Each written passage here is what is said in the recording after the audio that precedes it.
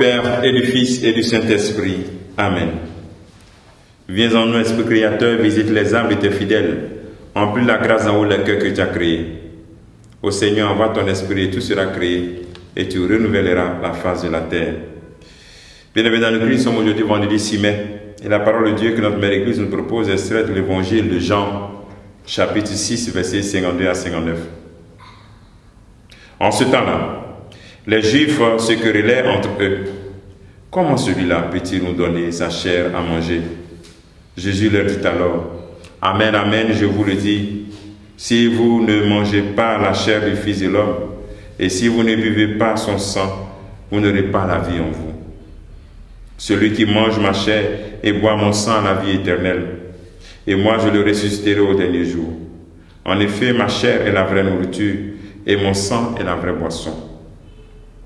Celui qui mange ma chair et boit mon sang demeure en moi, et moi je le ressuscite, et moi je demeure en lui.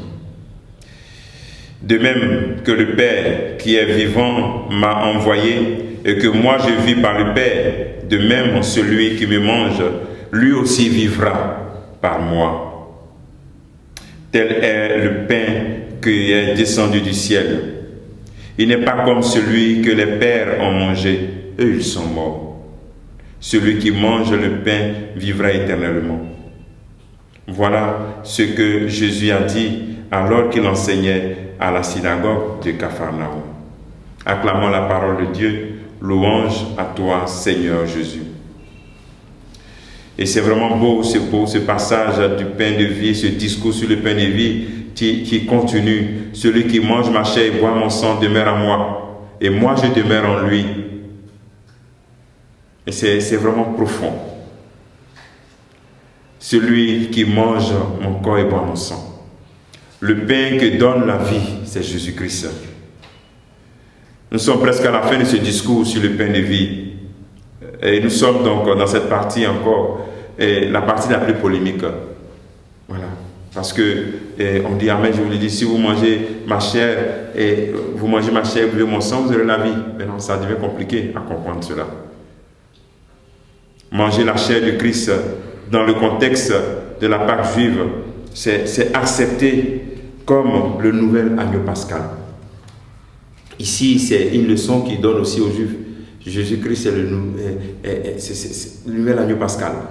C'est l'agneau que les Juifs avaient l'habitude de sacrifier à la Pâque. Voilà, c'est maintenant Jésus-Christ. C'est cette leçon qu'il est en train de donner. Et c'est lui qui donne la vie. Il donne la vie pour nous. Ce qui donne la vie, ce n'est pas la célébration, la leçon qu'il a donnée aux Juifs, ce n'est pas la célébration de la manne qui s'est passée. Sinon, manger le nouveau pain qu'est Jésus-Christ. L'agneau. Le nouvel agneau que nous avons. Le Messie crucifié, le sang qui est versé, son sang nous sauve. Et la leçon qu'ils vont faire quand le Christ nous dit cela, la vie que nous avons, quand nous avons la vie, c'est parce que nous sommes en communion avec Jésus-Christ. La vie qui est l'expression vraiment de, il n'y a pas de découragement, il y a seulement de l'espérance, de la confiance. Il n'y a pas de découragement. Et donc, celui qui demeure en communion avec le Christ, vit donc, il vit vraiment. Et c'est ce qu'il a dit dans ce passage quand nous avons écouté. Celui qui mange ma chair et boit mon sang demeure en moi, et moi je demeure en lui. Et que moi je vis par le Père, de même celui qui mange, celui qui me mange, lui aussi vivra par moi. On vit par le Christ. Et Paul l'a dit bien, ce n'est plus moi qui vis, c'est le Christ qui vit en moi. Es-tu capable en ce jour de dire cela aussi? Ce n'est plus moi qui vis, c'est le Christ qui vit en moi. J'ai tellement vu manger le Christ, sa parole, son corps, son sang. La leçon qu'il nous faut aussi, c'est que si le Christ, si nous vivons et que son sang nous sauve, nous devons invoquer son sang. Nous devons invoquer constamment son sang et communier au corps de Christ. Quelle nouvelle lumière de recevoir le corps de Christ. Quelle nouvelle lumière reçois-tu pour mieux vivre l'Eucharistie en ce jour, à travers cette parole que nous venons d'écouter. Comme je vis l'Eucharistie, comment je vis l'Eucharistie aujourd'hui dans ma vie.